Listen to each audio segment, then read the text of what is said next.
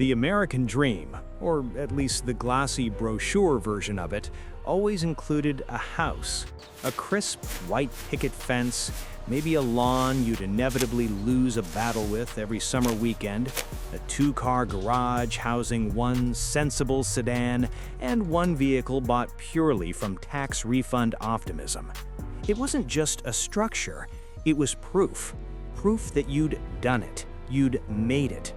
A house was your adulting trophy, your financial anchor in the unpredictable ocean of capitalism. But somewhere along the way, especially if you're under 40, that dream started feeling less like a foundation and more like quicksand. You save, you plan, you budget, and the housing market replies, "That's adorable." The question isn't whether it's harder to buy a house now, it's whether it's even possible anymore for the average American to plant their name on a deed without financial acrobatics or lottery luck. Bang! Here's the twist. Home ownership isn't just getting tougher. For a growing slice of the population, it's becoming mathematically improbable.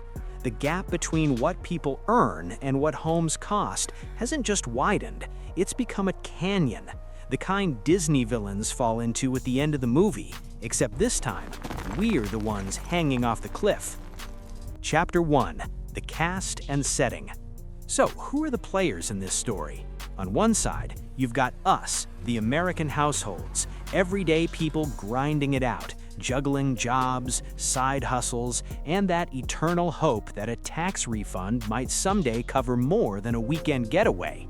On the other, the housing market, a fire-breathing creature growing more expensive and elusive every year.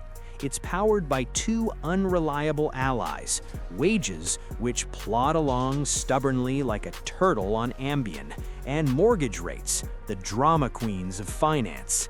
Then you've got the infamous villains of this tale, the expensive coastal metros, Los Angeles, San Jose, San Francisco, and New York City, places that inspire equal parts ambition, awe, and existential dread.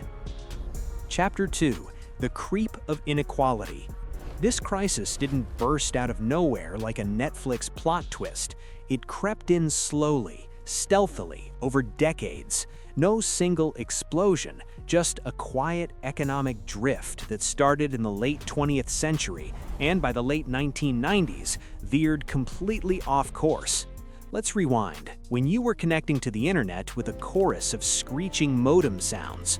In 1985, the median U.S. home cost about 3.5 times the median annual household income. Manageable, right? If you had a decent job and a bit of discipline, the dream was within reach. It was the era of CDs, hairspray, and reasonable housing ratios. Then, in slow motion, the numbers started to split apart. By 2005, just 20 years later, the ratio had climbed past 5.0. Suddenly, the goalposts weren't just moving, they were sprinting away like they didn't want to be caught. And while most of us were busy adapting to smartphones and remembering to cancel our MySpace accounts, the real economy was shifting beneath our feet. Chapter 3. The Great Divide. Between 1985 and 2025, median home prices have soared by a jaw-dropping 403%. Meanwhile, median household income crawled up just 252%. Imagine running a marathon against someone in a Ferrari. You're jogging like your life depends on it. They're already sipping an iced latte at the finish line. That's the housing market today. This imbalance worsened during the pandemic era. From 2020 to 2024, median household income rose from about $68,400 to $83,730. Not bad. But median home prices jumped from $329,000 to $426,800. That's not a market, that's a moon launch. Remote work supercharged demand, low interest rates created a buyer stampede, and construction lagged behind because lumber cost about as much as saffron. Even when interest rates climbed later, prices didn't fall. They just stayed stubbornly high, like a cat sitting on your keyboard. Chapter 4: The 2025 Reality Check. Sober, direct. Fast forward, now 2025. The median American home price around $416,900. Median household income about $83,150. That's a home price to income ratio of 5.0 nationally. Translation: the average household would need to spend 5 entire years' worth of income to buy a home, if they spent it all, and still somehow managed to survive off instant noodles in sunlight in the meantime. Incredible. But here's where it gets truly absurd. In America's most desirable cities, affordability is nothing short of a mythic concept. Los Angeles sits at a 12.5 to 1 ratio, San Jose 10.5, San Francisco 9.0, New York City, bless its bagels and Broadway lights, 9.8. If the original American dream was about owning a home, this new version apparently requires a side quest involving inheritance, cryptocurrency, or the benevolent sponsorship of a long-lost rich relative. Chapter 5: The Mortgage Mirage. Now you might be thinking, but wait, mortgage rates are lower now than in the 80s. Shouldn't that help? Ah, the age-old hope. Yes, in 1985, the average 30-year fixed mortgage rate was a sizzling 12.4%, basically the financial equivalent of a breakup text. Chuckle. Today, it's around 6.8%. Sounds like progress. Theoretically, lower rates should mean easier home ownership. But that theory collapses when home prices have inflated faster than a conspiracy theory on social media. Lower rates can only do so much when the sticker price has quadrupled. You can't refinance your way out of an overpriced planet. Even with rates cut in half, the total cost of the house remains the monster under the bed. It's like getting a half-off coupon for a diamond-encrusted yacht. Congratulations, you're still broke. Dryly. Chapter 6: The Middle Class Mirage. This isn't just a math problem, it's a psychological one. In the 1990s and early 2000s, a decent job meant entry into middle-class life. A home, maybe a second bathroom, some vague sense of stability.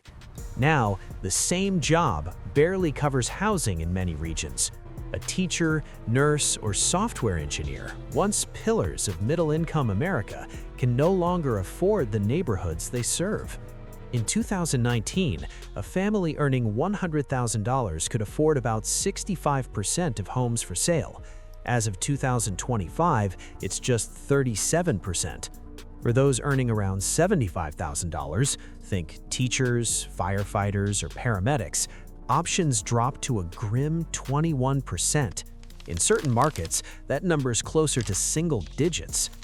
This isn't just an economic annoyance, it shapes everything: family plans, community stability, even birth rates. When people can't afford homes, they delay kids, careers, and retirement planning. The "just work hard and save up" now sounds quaint, like advice from someone who still tapes Judge Judy. Chapter 7: Renting by Default. So what happens to would-be homeowners? They rent. And renting, historically the temporary phase before buying, has become a long-term sentence. Average rent in the US hit nearly $2,000 a month in 2024, with many metro areas far higher. That's the price of a mortgage, except you're not building equity. You're just helping your landlord live their version of the American dream. Young adults and not-so-young adults are staying with parents longer than ever, turning multi-generational living into a practical necessity. The average first-time homebuyer is now 36, the oldest on record. The old saying, "just work hard and save up," now sounds quaint, like advice from someone who still tapes Judge Judy. Chapter 8: How We Got Here. Multiple forces created this slow-motion disaster. Supply shortages. Decades of underbuilding left the U.S. millions of homes short. Zoning laws. Single-family zoning limits development, strangling supply in high-demand areas. Investor purchasing. Large hedge funds and corporate buyers snagged thousands of homes during the 2010s and COVID era, turning starter homes into rental assets. And policy inertia. Despite frequent political promises, housing reform moves slower than dial-up internet. Each factor compounds the others, and together they've produced a bizarre economy where a house is not just shelter, but a speculative investment vehicle, a Pokémon everyone's chasing, but only a few can catch. Chapter 9: The Emotional Toll. This isn't just about numbers. It's about how it feels to live in a country where homeownership, once the default goal, now feels like a luxury. It fuels anxiety, resentment, and cynicism. It changes how people define success.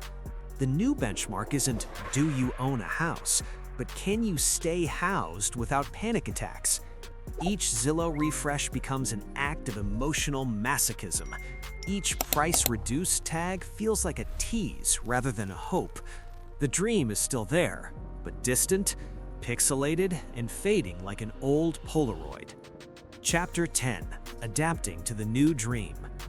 Here's the final truth for adults in their 30s to 50s. The housing market no longer plays by the old rules. Your parents' path probably doesn't exist anymore. Their formula, get a decent job, save for a few years, buy a house, assumes an economy that's gone extinct. The rules changed while we were distracted by Wi-Fi upgrades and streaming wars. To survive, you need a new strategy. 1. Recalibrate expectations. The dream might look different. Maybe it's a condo, a co-op, or a smaller house in a smaller city. 2. Aggressively save. The down payment mountain is steep, but small, consistent contributions matter. 3. Consider relocation. Geographic arbitrage, moving somewhere affordable, isn't failure, it's adaptation. The new frontier might be smaller towns or secondary cities that haven't gone full monopoly board priced. And 4. Explore ownership alternatives. Shared equity models, community land trusts, or even co-buying with trusted friends are becoming part of the modern toolkit. There's no shame in renting strategically either. The system itself is flawed. Pretending otherwise is the only real mistake. Chapter 11: A Rethink of the Dream. Maybe the modern version of the American dream isn't about the square footage or the mortgage rate. It's about autonomy and choice, stability, the freedom to live decently without the crushing weight of a loan the size of a small planet. That doesn't mean giving up. It means redefining success for this era. Maybe your dream home isn't a house at all. Maybe it's financial security, flexibility, or time, luxuries our parents didn't have in abundance. After all, a dream evolves. So does the country chasing it. So yes, the old dream is cracked, faded, maybe even impossible for many. But the story isn't over. The fantasy of owning a slice of Earth remains one of humanity's oldest ambitions. It just takes new players, new strategies, and new expectations. Because the game has changed, and pretending it hasn't is like using a VHS tape to stream Netflix.